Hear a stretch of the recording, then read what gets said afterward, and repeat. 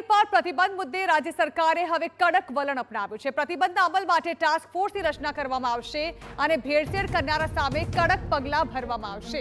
નાગરિકોના આરોગ્ય સાથે ચેડા કરનારાને છોડવામાં નહીં આવે। તમામ વિભાગની ગંભીરતા દાખવીને કડક પગલાં લેવા માટે સૂચના આપી દેવામાં આવી છે। ઉલ્લેખનીય છે કે ગઈકાલથી જ નિર્ણય લેવામાં આવ્યો છે, જેમાં રાજ્યમાં હવે એનાલોગ પનીર પર આજથી જ પ્રતિબંધ ફરમાવી દેવામાં આવ્યો છે। ત્યારે આ અંગે નાયબ મુખ્યમંત્રી દ્વારા નિવેદન આપવામાં આવ્યું છે। તેમના દ્વારા કહેવામાં આવ્યું છે કે હવે આ મામલે તટસ્થ તપાસ પણ થશે અને જે લોકો આ પ્રકારે એનાલોગ પનીરનો વેપાર કરતા હશે તેમના સામે કડકમાં કડક કાર્યવાહી થશે।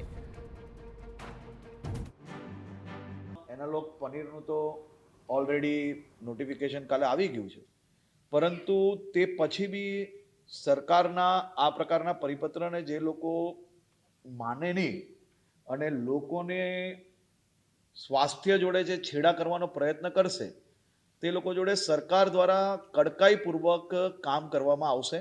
અને આ બાબતે ભવિષ્યમાં અમે એક ટાસ્ક ફોર્સ બી બનાવીએ છીએ, જેમાં તમામ વિભાગો બી સામેલ હશે।